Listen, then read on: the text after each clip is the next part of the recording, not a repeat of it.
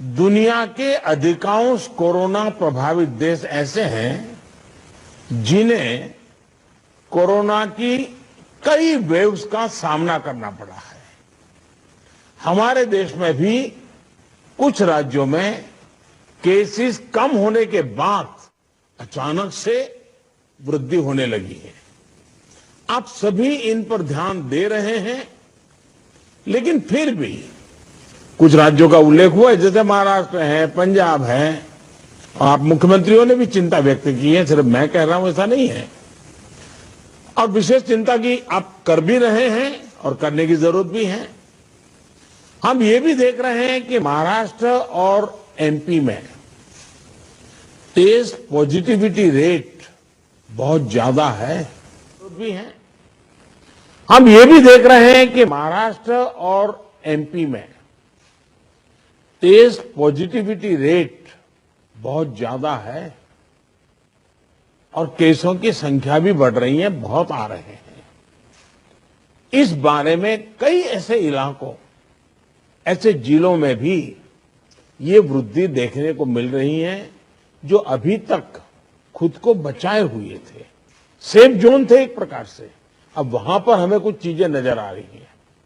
देश के 70 जिलों में तो पिछले कुछ हफ्तों में यह वृद्धि 150% से भी ज्यादा है, 150% से ज्यादा। अगर हम इस बढ़ती हुई महामारी को यही नहीं रोकेंगे तो देशव्यापी आउटब्रेक की स्थिति बन सकती है। हमें कोरोना की उस उभरती हुई सेकंड पीक को तुरंत रोकना ही होगा और इसके लिए हमें क्विक और डिसाइसिव कदम उठाने होंगे। कई जगह देखने को मिल रहा है कि मास्क को लेकर अब स्थानीय प्रशासन द्वारा भी उतनी गंभीरता नहीं दिखाई जा रही। मेरा आग्रह है कि स्थानीय स्तर पर गवर्नेंस को लेकर जो भी दिक्कत है उनकी पड़ताल, उनकी समीक्षा की जानी और उन दिक्कतों को सुलझाया जाना, ये मैं समझता हूं वर्तमान में बहुत आवश्यक है।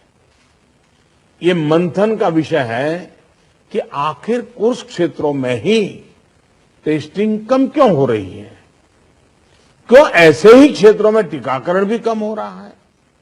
मैं समझता हूं कि ये गुड गवर्नेंस की परीक्षा का भी समय है।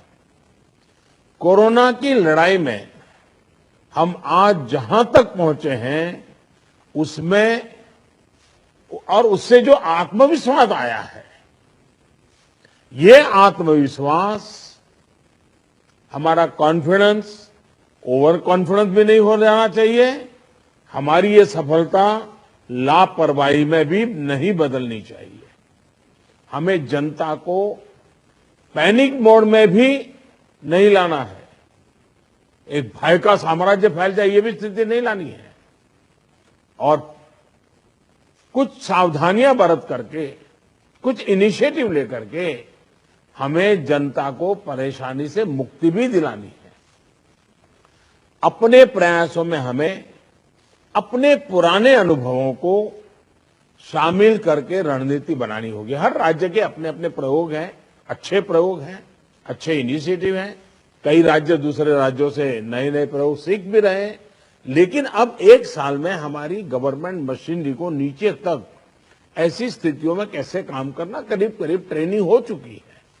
अब हमें प्रोएक्टिव होना जरूरी है। हमें जहां जरूरी हो, और ये मैं आग्रहपूर्वक कहता हूं, माइक्रो कंटेनमेंट जोन बनाने का विकल्प भी किसी भी हालत में ढिलास नहीं लानी चाहिए। इस पर बड़े आग्रह से काम करना चाहिए। जिलों में काम कर रही पैंडेमिक जो रिस्पांस टीम्स को कंटेनमेंट और सर्वेलेंस एसओपीस, इसकी रीओरिएंटेशन की आवश्यकता हो, वो भी किया जाना चाहिए। फिर से एक बार 4 घंटे 6 घंटे के लिए बैठ करके चर्चा हो, हर लेवल पे चर्चा हो, सेंसिटाइज भी करेंगे, पुरानी चीजें याद भी करा देंगे और गति भी ला सकते हैं। और इसके साथ ही टेस्ट, ट्रैक और ट्रीट, इसको लेकर भी हमें उतनी ही गंभीरता की जरूरत है जैसे कि हम पिछले 1 साल से करते आ रहे हैं। हर संक्रमित व्यक्ति के कॉन्टैक्ट को कम से कम समय में ट्रैक करना और आरटी-पीसीआर टेस्ट रेट 70% से ऊपर रखना बहुत अहम है। हम ये भी देख रहे हैं कि कई राज्यों में रैपिड एंटीजन टेस्टिंग पर ही ज्यादा बल दिया जा रहा है और उसी भरोसे गाड़ी चल रही है। जैसे केरल है, उड़ीसा है, छत्तीसगढ़ है, यूपी है। मुझे लगता है कि इसमें बहुत तेजी से बदल की जरूरत है। इन सभी राज्यों में, मैं तो चाहता हूं देश के सभी राज्यों में हमें आरटी-पीसीटी टेस्ट और बढ़ाने पर जोर देना होगा। एक बात जो बहुत ध्यान देने वाली है वो ये कि इस बार हमारे टियर 2 और टियर 3 शहर जो शुरू में प्रभावित नहीं हुए थे, उनके आसपास के क्षेत्र प्रभावित ज्यादा हो रहे हैं। देखिए, इस लड़ाई में हम सफलतापूर्वक बच पाए हैं, उसका एक कारण था कि हम गांवों को इससे मुक्त रख पाए थे। लेकिन टियर 2, टियर 3 सिटी पहुंचा तो इसको गांव में जाने से देर नहीं लगेगी और गांवों को संभालना हमारी व्यवस्थाएं बहुत कम पड़ जाएगी। और इसलिए हमें छोटे शहरों में टेस्टिंग को बढ़ाना होगा। हमें छोटे शहरों में रेफरल सिस्टम और एम्बुलेंस नेटवर्क के ऊपर विशेष ध्यान देना होगा। प्रेजेंटेशन में ये भी बात हमारे सामने रखी गई कि अभी वायरस का स्प्रेड डिस्प्रेस्ड मैनर में हो रहा है। इसकी बहुत बड़ी वजह यह भी है कि अब पूरा देश ट्रैवल के लिए खुल चुका है। विदेशों से आने वाले लोगों की संख्या भी बढ़ी है। इसलिए आज हर एक केस के ट्रैवल की, उसके कॉन्टैक्ट्स के ट्रैवल की सूचना सभी राज्यों को आपस में भी साझा करना जरूरी है। आपस में जानकारी साझा करने के लिए किसी नए मैकेनिज्म की जरूरत लगती है तो उस पर भी विचार होना चाहिए। इसी तरह विदेश से आने वाले यात्रियों और उनके कॉन्टैक्ट्स के सर्वेलेंस के लिए एसओपी के पालन की जिम्मेदारी भी हमारी अब बढ़ गई है। अभी हमारे सामने कोरोना वायरस के न्यूटन्स को भी पहचाने और उनके प्रभावों का आकलन का भी एक प्रश्न है। आपके राज्यों में आपको वायरस के वेरिएंट का पता चलता रहे, इसके लिए भी जीनोम सैंपल भी टेस्टिंग के लिए भेजा जाना उतना ही अहम है। साथियों, वैक्सीन अभियान को लेकर कई साथियों ने अपनी बात रखी। निश्चित तौर पर इस लड़ाई में वैक्सीन अब 1 साल के बाद हमारे हाथ में एक हथियार आया है। ये प्रभावी हथियार है। देश में वैक्सीनेशन की गति लगातार बढ़ रही है। हम एक दिन में 30 लाख लोगों को वैक्सीन करने के आंकड़े को भी एक बार तो पार कर चुके हैं।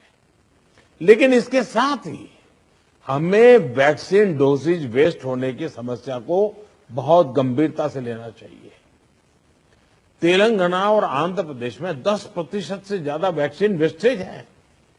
यूपी में भी वैक्सीन वेस्टेज करीब करीब वैसा ही है। वैक्सीन क्यों वेस्टेज हो रही है, इसकी भी राज्यों में समीक्षा होनी चाहिए और मैं मानता हूं हर रोज शाम को इसकी मॉनिटरिंग की व्यवस्था रहनी चाहिए और हमारी सिस्टम को प्रोएक्टिव लोगों को कांटेक्ट करके एक साथ इतने लोग मौजूद रहें ताकि वैक्सीन वैक्सीन वेस्टेज न जाए, इसकी व्यवस्था होनी चाहिए। क्योंकि एक प्रकार से जितना परसेंटेज वेस्टेज होता है, हम किसी के अधिकार को बर्बाद कर रहे हैं। हम किसी के अधिकार को बर्बाद करने का हमें हक नहीं है। स्थानीय स्तर पर प्लानिंग और गवर्नेंस की जो भी कमियां हैं, उन्हें तुरंत सुधारा जाना चाहिए। वैक्सीन वेस्टेज जितनी रुकेगी, और मैं तो चाहूंगा राज्यों ने तो जीरो वेस्टेज के टारगेट से काम शुरू करना चाहिए। हमारे यहां वेस्टेज नहीं होने देंगे। एक बार कोशिश करेंगे तो इंप्रूवमेंट जरूर होगा। उतने ही ज्यादा हेल्थ वर्कर्स, फ्रंटलाइन वर्कर्स और दूसरे एलिजिबल लोगों को वैक्सीन की दोनों डोज पहुंचाने के हमारे प्रयास सफल होंगे। मुझे विश्वास है कि हमारे इन सामूहिक प्रयासों और रणनीतियों का अमल जल्दी ही हमें दिखाई देगा और उसका परिणाम भी नजर आएगा। अंत में मैं कुछ बिंदु फिर एक बार दोहराना चाहता हूं ताकि हम सभी इन विषयों पर ध्यान देते हुए आगे बढ़े। एक मंत्र जो हमें लगातार हम सबको कहना होगा, दवाई भी और कड़ाई भी। देखिए, दवाई मतलब बीमारी चली गई ऐसा नहीं। मान लीजिए किसी को जुकाम हुआ है, उसने दवाई ले ली, सब ली, लेकिन इसका मतलब ये नहीं है कि उसको ठंडी जगह पे बिना सुरक्षा के ऊनी कपड़े वगैरह पहने बिना वो चला जाए, बारिश में कहीं भीगने के लिए चला जाए। भाई ठीक है, तुमने दवाई ली है, लेकिन तुम्हें बाकी संभालना तो पड़ेगा ही पड़ेगा। ये हर हेल्थ का नियम है जी। ये कोई इस बीमारी के लिए नहीं है, ये हर बीमारी के लिए है जी। अगर हमें टाइफाइड हुआ, दवाई हो गई, सब हो गई, फिर भी डॉक्टर कहते हैं वे इन चीजों को नहीं खाना, ये वैसा ही है।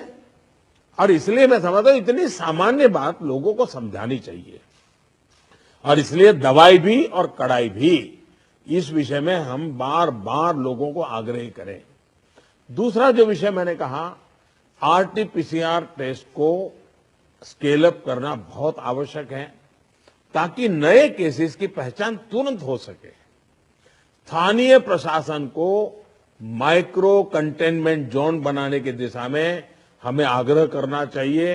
वो वहीं पर काम तेजी से करें, हम बहुत तेजी से रोक पाएंगे ताकि संक्रमण का दायरा फैलने से रोकने में वो मदद करेगा। वैक्सीन लगाने वाले केंद्रों की संख्या बढ़ाने की आवश्यकता है। वो प्राइवेट हो, सरकारी हो, जितना, जैसा आपने मैप देखा होगा, वो आपके लिए भी राज्यवार भी बनाया। वो शुरू में जो ग्रीन डॉट वाला बताया था, और देखने से ही पता चलता है बहुत सारे इलाके हैं कि जहां लाइट ग्रीन लग रहा है, मतलब कि हमारे वैक्सीनेशन सेंटर उतने नहीं है और या तो एक्टिव नहीं है। देखिए, टेक्नोलॉजी हमारी बहुत मदद कर रही है। हम बहुत आसानी से डे टू डे चीजों को ऑर्गेनाइज कर सकते हैं। इसका हमें फायदा तो लेना है, लेकिन उसमें उसके आधार पर हमें इंप्रूवमेंट करना है। हमारे जितने सेंटर्स प्रोएक्टिव होंगे, मिशन मोड में काम करेंगे, वेस्टेज भी कम होगा, संख्या भी बढ़ेगी और एक विश्वास तुरंत बढ़ेगा। मैं चाहता हूं कि इसको बल दिया जाए। साथ ही एक बात हमें ध्यान रखनी होगी, क्योंकि ये वैक्सीन निरंतर प्रोडक्शन हो रहा है और जितना जल्दी हम इससे बाहर निकले हमें निकलना है, अदरवाइज ये 1 साल, 2 साल, 3 साल तक खींचता चला जाएगा। एक मुद्दा है वैक्सीन की एक्सपायरी डेट। हमें ध्यान रखना चाहिए कि जो पहले आया है उसका पहले उपयोग हो, जो बाद में आया है उसका बाद में उपयोग हो। अगर जो बाद में आया हुआ हम पहले उपयोग कर लेंगे तो फिर एक्सपायरी डेट और वेस्टेज की स्थिति बन जाएगी। और इसलिए मुझे लगता है कि अवॉइडेबल वेस्टेज से तो हमें बचना ही चाहिए। हमें पता होना चाहिए कि ये लॉट हमारे पास जो है, इसकी एक्सपायरी डेट ये है, हम सबसे पहले इसका उपयोग कर लेंगे। ये बहुत जरूरी है। और इन सभी बातों के साथ इस संक्रमण के फैलाव को रोकने के लिए जो मूलभूत कदम है, जैसा मैं कहता हूं, दवाई भी और कड़ाई भी। मास्क पहनना है, 2 गज की दूरी बनाए रखना है, साफ सफाई का ध्यान रखना है, पर्सनल हाइजीन हो या सोशल हाइजीन, पूरी तरह उसको बल देना पड़ेगा।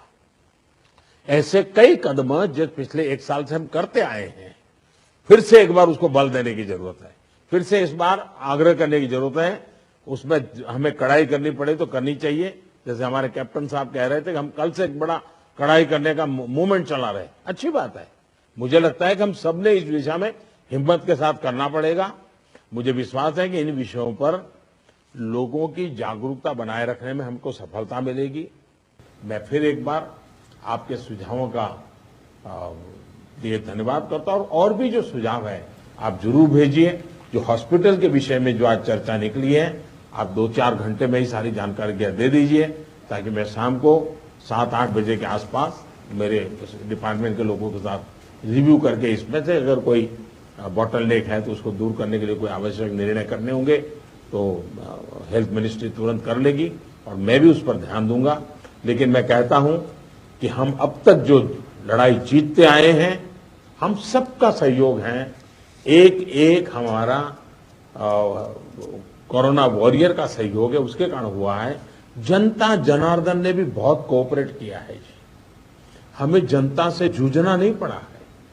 हम जो भी बात लेते गए, जनता ने विश्वास किया है, जनता ने साथ दिया है और भारत विजयी हो रहा है 130 करोड़ देशवासियों की जागरूकता के कारण, 130 करोड़ देशवासियों के सहयोग के कारण, 130 करोड़ देशवासियों के कोऑपरेशन के कारण।